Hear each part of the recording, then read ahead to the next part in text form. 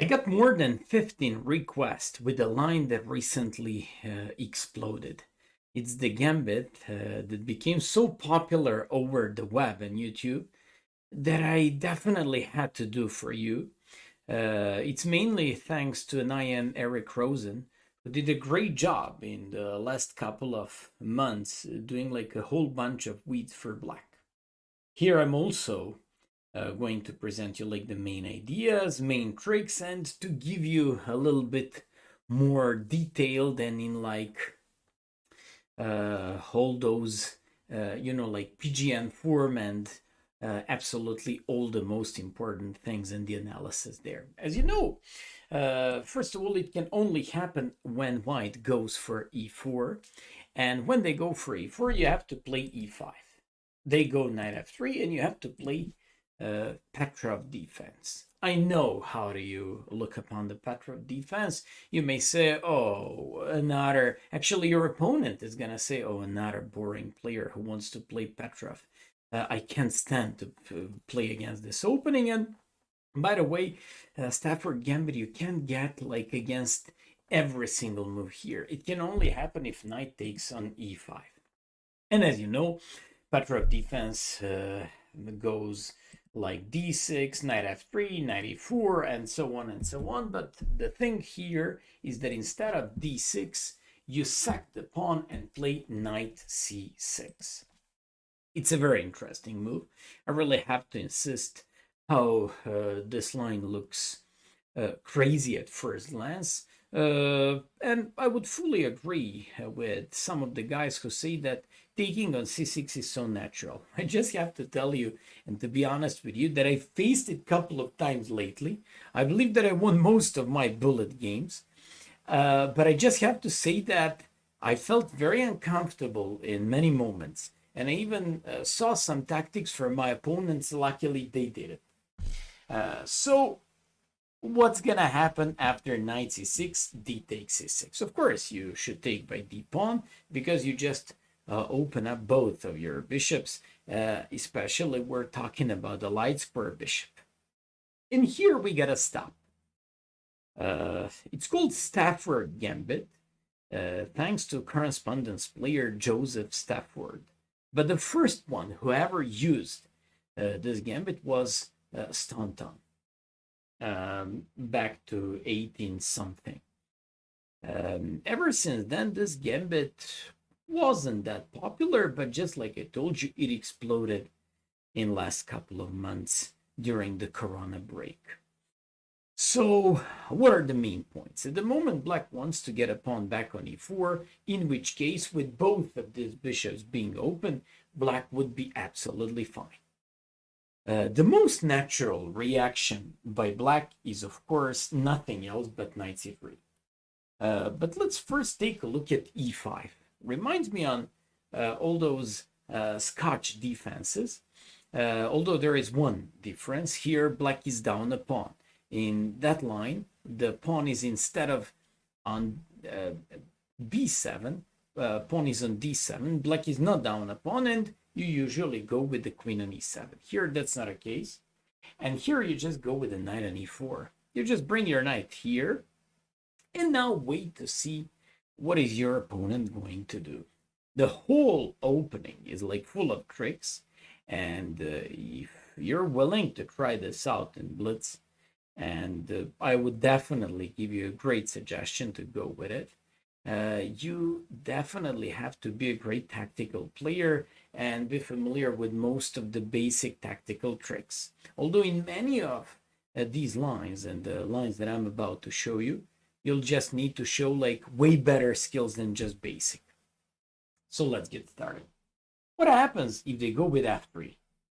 As you all know, queen h4, and if you ever solve the puzzle rush, you get like on every fourth position thing like this with the knight in the center, give the check on h4 and h5, win the rook after g3, knight g3, and win it like this.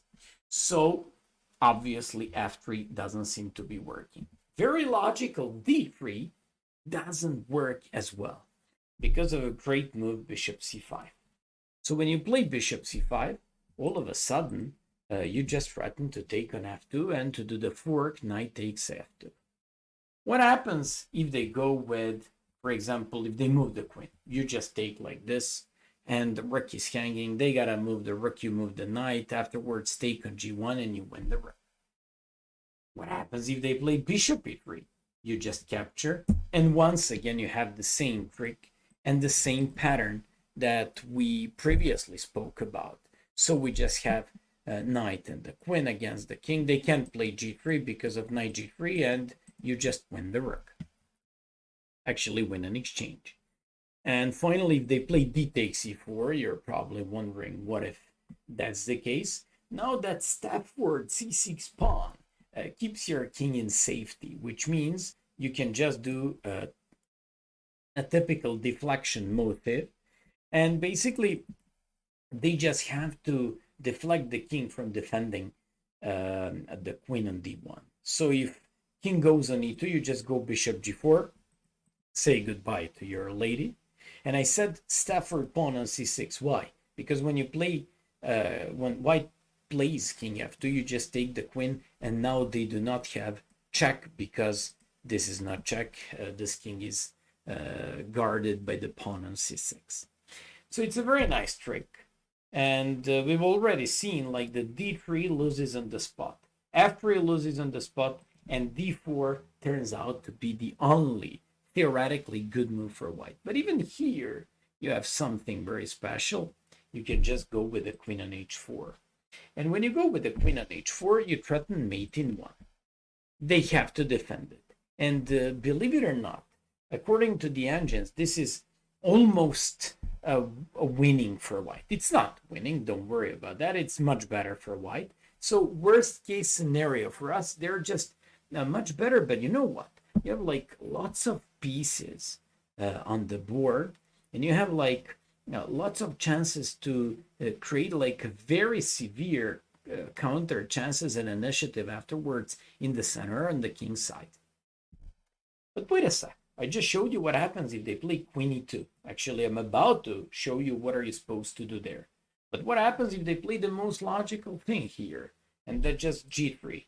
Then you just play knight takes g3, and if they capture by this pawn, you win the rook. If they capture by this pawn, you have a famous fork, queen e4, and you win an exchange like this. This is a very nice one, and that's why they have to play queen e2.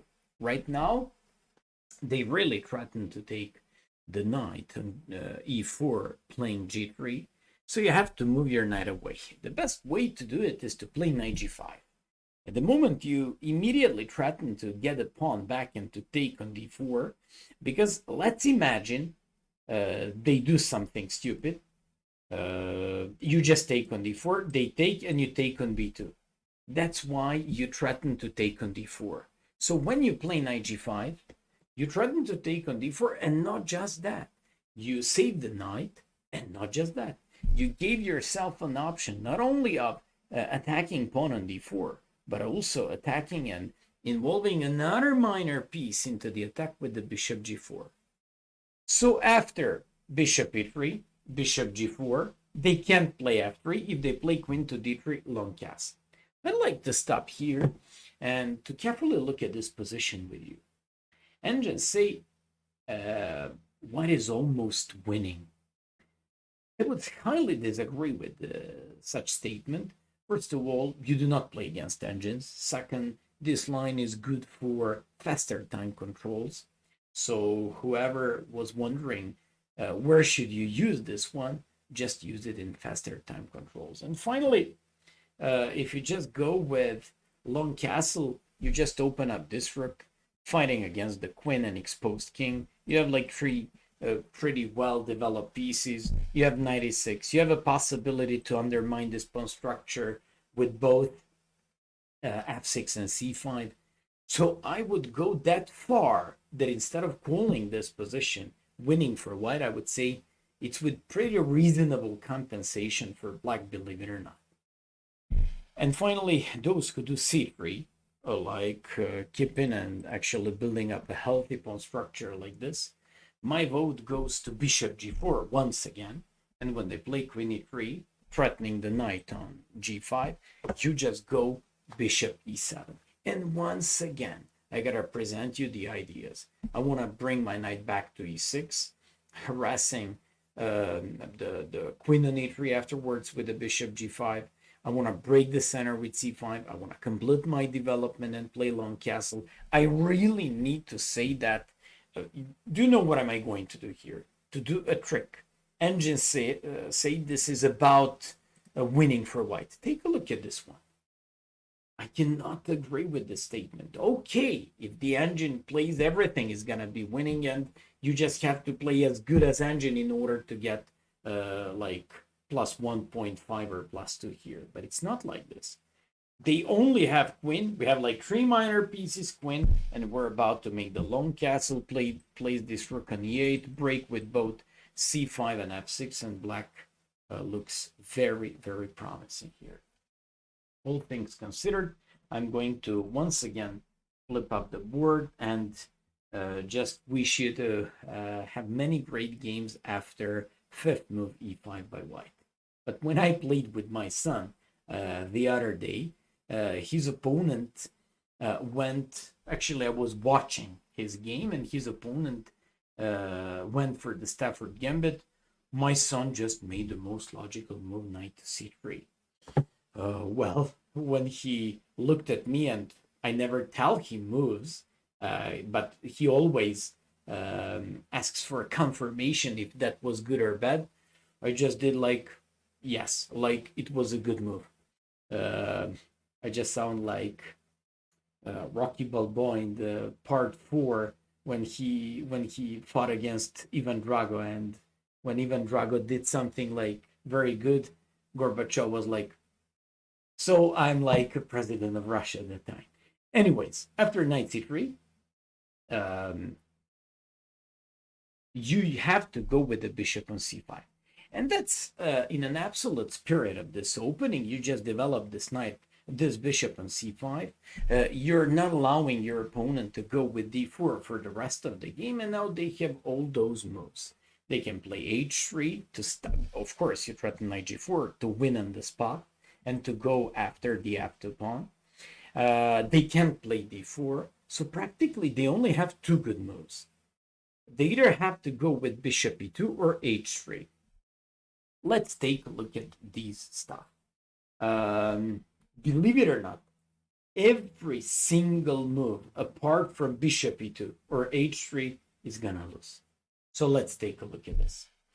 Move like f3. I don't want to waste so much time. Yes, he defends and overprotects the pawn, but it weakens like the dark squares, and basically it makes the king being terrible. You just make castle. You just play rook to e8. And just when they play knight e2 to push d4 and to fight against, so you play rook e8, placing the rook. Once again, I insist on a nice and a good development. And when they play knight e4, you once again go with a trick. Knight takes e4. You open up this rook. They do not have time to take the bishop, because you just go with this, go with knight f2, and you win an exchange. A game like this should be completely winning for black. After knight e4, if they don't take on c5 but play f takes e4, you just go with this check. A very nice position, because they can't play g3 since you win the rook. Rook is hanging, and the thing is, king is exposed in the center, pretty weak. You also want to go with bishop g4 afterwards when you take there. And I also want to insist on one more thing. If they go rook g1, they can't save the rook on g1 afterwards. Another thing is, if they go with d takes c5, you take, and now you have both. You have bishop h3, you have bishop g4, followed by rook a8. Simply, black cannot hold the pressure of such a nice and active development of black pieces, and such a nice activity of black here. So this is almost undefendable. And finally, from queen h4, they go with king on d2. You just take by rook. And if you wondered, what if d takes c5? Hey guys, watch out. I'm not sure if you notice here, but you're 2 pieces down and you're completely winning. You just go with bishop g4, and they're moveless. They can't defend rook to d8. queen is about to fall, king c3 is impossible to happen, it's gonna get mated. To have fun at home, just analyze this, and you're going to realize how nice and cool all these checkmates could happen here. So that's why I'm telling you f3 doesn't seem to be working. Just play castle, rook e8, and go after the king in the center of the board. If they go d3, you just go with knight g4, and they can't save the pawn on f2. Everybody will play knight, bishop to e3, and you probably wonder, should we take by bishop or by knight? Answer is very simple. Take by knight, win the bishop pair, win control of the dark squares, and they will have like terrible problems with the dark squares till the rest of the game. Another question could be, what if e5? Well, we just analyzed something like this previously. You go with knight g4, they go knight e4, and looks like with this move, with one stone, they just kill two birds. They defend on f2, and they just attack this bishop on c5. Well, we gotta disappoint the white players, and you just have a great tactics. Knight f2, and when they take, bishop f2, and when king takes, you have a beautiful queen d4 trick that forces this king to go on a bad square. So when the king goes on e1, of course, king cannot go on here because of this one. King cannot come here because of bishop g4. And finally, when the king goes on e1, you give now this check. What a nice maneuver by queen, and it just shows once again how queen can be a useful and extraordinary good piece when you just use it in the center. So after queen h4, g3, you just go with queen e4, and you win the rook, because once again, I gotta repeat, in the lack of the knight, you just have bishop g4, and you win the queen afterwards. They can't play even, they can play f3, they can play e5, they can play d3. Can they play bishop c4? Well, looks like they're just one move away from placing the king into safety. Don't give them an easy time, and play knight g4. So when they go castles, play queen h4, and take a look at this one. You have attack on both, pawn on h2 and pawn on f2. If they play h3, you take, queen f3. This is how my son lost. His opponent captured and did this double check. I was just, like watching like Gorbachev and said, wow, what is happening in this game? And he just looked at me and like, what is happening? That I was like, we'll see. After king h2, knight f2, king g1, and he got mated, and I said, well, we gotta learn this line. That's how I figured out how tricky and strong this Stafford Gambit could be. Finally, if they go with h3 to stop knight g4, you just go with castles, and h3 seems like a pretty cool option for white because it stops the main idea by black, which is one of the most typical and one of just most tempting attempts here by black, coat with the knight on g4. So after castles, white can play both d3 and bishop c4. Bishop c4 gives us an additional time to organize something really tricky. Well, you're pretty much aware of the fact that he wants to make castle and put his king into safety. Here, you have to place this queen on a very sneaky d6 square. You're not even aware of the fact, what are we threatening? So when they go castle, when they go with short castle, you just have one of the most important tricky moves in this line. Bishop takes h3. Bishop takes h3, and simply your opponent cannot take. Of course, that now when you open up the game and have all your pieces developed and does not have a possibility to play d4, you're about to get a strong initiative. Thing is that they cannot take because of queen g3. Take a look at the cooperation between the queen and the bishop. So when they go king h1, check, this one, knight g4, and I can see mate on horizon. Same thing may happen if d3, you just go rook e8, bishop e2, and when they're about to make short castle, place the queen on d6 with a pretty much same idea and same connection with the bishop on h3. So when the guy went with a short castle, once again, I insist, guys, pause the video and find it. You have like 5 seconds because we've just seen it. Those who said bishop h3, congratulations, because they can't take because of queen g3 check, this one. And then just find the way. For example, even rook e5 could be an interesting one with something. Even, I don't know, rook ad8. You don't even have to mate them immediately. Just show some patience. But okay, you can even go with like bishop d6 threatening mate. And when they go with like f4, you can bring it back. But in that case, I would first go with a rook a to d8 and then go with bishop d6 f4, bring it back, and after rook f2, queen g3 with winning combinations. Finally, after knight c3, bishop c5, we've seen that h3 doesn't seem to be working. So they just have to go with h3 castles, d3, and you go with rook e8, queen d6. Don't forget about this typical queen d6 idea. So it means that after knight c3, bishop c5, looks like they have to play bishop e2. And it looks fine. It looks fine. It once again stops one of your main ideas, cope with knight g4, and just wants to place this king into safety. As a Stafford Gambit player, you just have to learn that everything is based on active bishop on c5, great knight on f6, fantastic queen on d8, and very important rook on h8. How? Well, after you play move that is pretty much in the spirit of this opening. It's h5. h5 is there to allow you knight g4. So what happens? If they go with castles, you go knight g4, threatening queen h4. In case they go with h3, you play queen f6. Queen on f6 threatens f2, and threatens queen e5 because they can never play f4 due to a great bishop on c5. So when they play queen e1 to defend on f2, you go queen e5, threatening mate. They gotta capture if g3, queen g3, famous trick.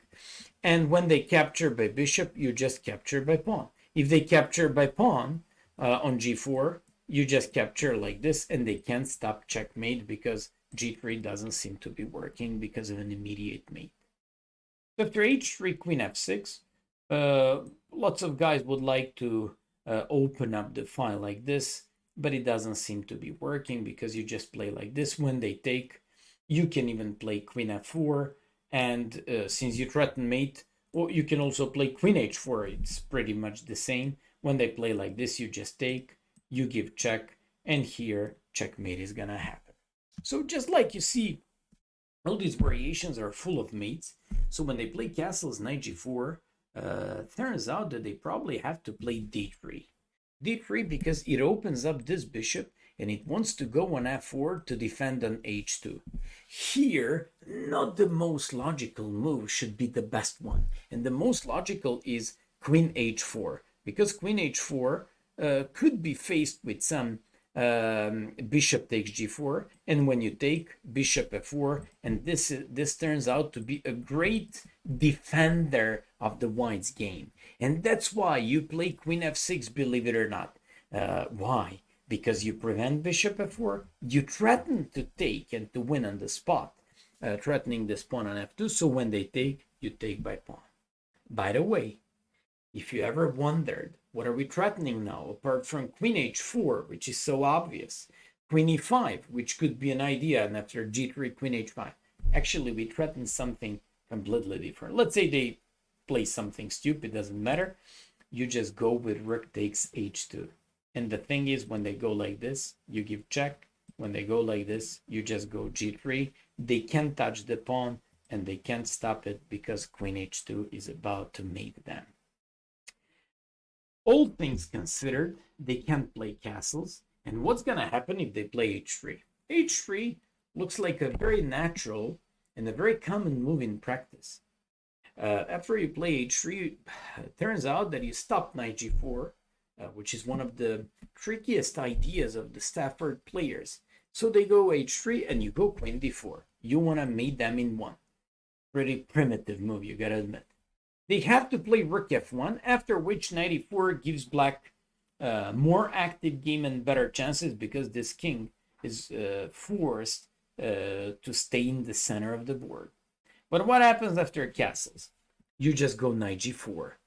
Strongest move of this variation. So if they capture like bishop g4, you play a takes g4, you got a bishop pair, you got an open file, they have terrible king. If they go queen e1, you just go with queen e5. Once again, the same idea. If g3, queen g3, you learned about this cooperation between bishop and queen previously. If h takes, and they can't stop queen h2 mate, once again, g3, queen g3. And finally, if bishop g4, you just capture by pawn, and once again, we manage to open up everything in the game, and you just threaten checkmate in few moves. All things considered, they have to play h takes g4, you take, and you threaten queen e5. Looks like they have to play g3 because bishop g4, queen e5. They gotta go with bishop h3. Boom. Another nice attacking resource by black. You're just removing the defender. Bring this queen to g3, give check.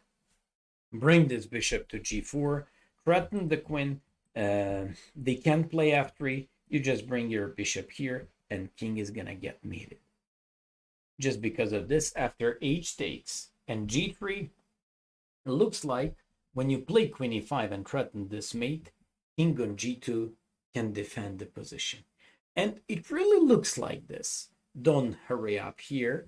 Don't rush in this position, and don't play queen h5 because they can play rook to h1 and white is easily defended. Here, black just has to find a crucial move that wins on the spot, but it's very difficult one. It's bishop takes f2. What a beautiful and spectacular piece sack. You threaten now mate in 1. They can't play rook f2 because you just remove this rook from going onto the first rank and defending after queen h5. And who's gonna stop? Queen h3 followed by queen h1 checkmate. And in case the king takes, you just go rook h2. If king g1, it's mate. If king e1, it's mate. If king to e3, you just go and start chasing this king like crazy, long castles and dancing in the rain, of course. So just like you see in all these variations, you're just mating the king. Looks like after h5, they just have to go with d3. I say looks like because it's not gonna help them either. You just go knight g4. Knight g4 threatens the pawn on f2. They have to go with, in case of rook f1, you just take on h2, bring the knight back, play queen f6, and you should be much better, almost winning. If they go castle, did you learn it? Queen goes on f6, but not on h4, because if the queen goes on h4, they first take to defend mate on h2 and bring this very powerful defensive bishop all of a sudden on f4. You can't attack it anymore. Any bishop d6, they just have e5. And finally, you just go with queen on f6, threatening on f2. When they play bishop g4, h takes g4, and do I have to explain you? Imagine it's black's turn. What do you have to play? Well, rook takes h2, queen h4, and just g3 with mate afterwards. Just because of this, after knight g4, they looks like they have to take. You capture by pawn and bishop f4. I gotta stop here because I pretty much paid attention in this position because this is one of the most critical lines since white has won all the games in it so far. But I doubt that black carried on in the best fashion here. There is one very, I would say, computerish move by black. It's a6. It doesn't look so logical, but a point of this move is to keep the shelter for the bishop in case they ever want to go after the bishop with any knight a4. So after queen d2, bishop e6, castles, queen e7, and long castles. I'd like to point out what are good things about this position. Open h file, open d file, ability to double up my rooks on the h file by rook h5 and rook dh8, ability to reposition my rook from h5 onto the queen side if needed. Possibility to go with bishop b4 and rook a5 afterwards, which is going to consequently weaken the a2 pawn and the queen side as well. A bishop pair for black, and I pretty much like black's game here, and I find it like a game with pretty nice compensation. All things considered, let's take a look at the most critical line. The most critical line is after d takes e6, neither e5 nor knight c3, but d3. You play bishop c5, and before I show you, according to top players, probably the only refutation, and it's the move bishop e2 here, where you once again play h5, they go c3 and want to oppose this bishop, you go bishop e6, so any d4 you take on e4. If they go with knight e2, they just want to harass this bishop on b6 and win the bishop pair, also overprotect the pawn and finally play the d4. If this is the best line for white, then I definitely suggest you to play this in bunch of your blitz bullet and rapid games, and I guarantee you're going to have good results with it. So what's the point about it? About this, when you play like bishops d3, bishop c5, you threaten knight takes c4. Let's imagine they do something once again, just something weird like h3 to stop knight g4. You just the question is, can you take now on e4? Well, it looks like knight takes e4 just in this position is not gonna work because you lack this bishop g4 idea. But in case they go with this, you can always go with a fast short castle, rook e8, and launch the attack like I showed you previously in this lecture. When you play bishop c5, at the moment, let's say they play something, you take on e4, you give check, and, you just play bishop g4, winning the queen on d1. They can't play that. What happens if they play bishop e3? You take, and there is a very special move, queen to d6. You threaten queen b4 check, which is going to win the pawn on b2. You threaten knight g4, which is going to go after both pawns on h2 and a3, and also would go after the pretty exposed position of the king on e1. Finally, there is one more trick about this line. If they go with bishop g5, probably one of the most beautiful things in this position comes here. Knight takes e4. And this is a well-known pattern known as the legal's mate, because if they take the queen, you just have bishop takes f2, king e2, and bishop g4 with checkmate. That's why I told you it's the method known from the game of that guy Legal, who played like chess like 300 years ago. And I really like what happened on the board here. Finally, if on knight takes c4, they just take the knight, you just play once again deflection. If king e2, bishop g4 and win the queen. If king f2, you take the queen on d1. All things considered, it means that they have to go with the bishop on e2. And when you play like h5, which is pretty much in the spirit of this opening, but you should not underestimate this variation as well. And after queen h4, to go after checkmate in this bishop, and trying to play on some sort of compensation with the bishop pair where they're up a pawn. I would say that even though, according to the engine analysis, white is better, and white is really much better here, almost close to be winning according to like top computer analysis, it's another position that could be easily exploited by black players. Although in the spirit of this opening is h5, and do you know how much do they have to know? So they shouldn't play most logical move knight c3, but they gotta play d3, which is going to close this bishop. When you play bishop c5, they shouldn't play h3, but they should go with bishop e2 to stop knight g4. And when you go h5, they should not stop this knight g4 with h3 or anything, because on h3, do you remember, we just go queen d6, and if they go with short castle, do you remember, bishop takes h3, and they can't take because mate is gonna happen after knight g4. They can't take because You just open up your pieces on the H file. So after H5, you just threaten knight G4. They have to know C3. And even there, after you bring your bishop back to B6, they have to go with knight A2, over supporting the pawn on E4 and harassing the bishop on B6 and going after it with a knight C4. Guys, I hope that you enjoyed in the analysis. And I definitely think that you should try this out. You can't risk too much, but you can win like such a big number of games, and it can turn out to be really a lit in your faster time control games. See you next time. Bye bye.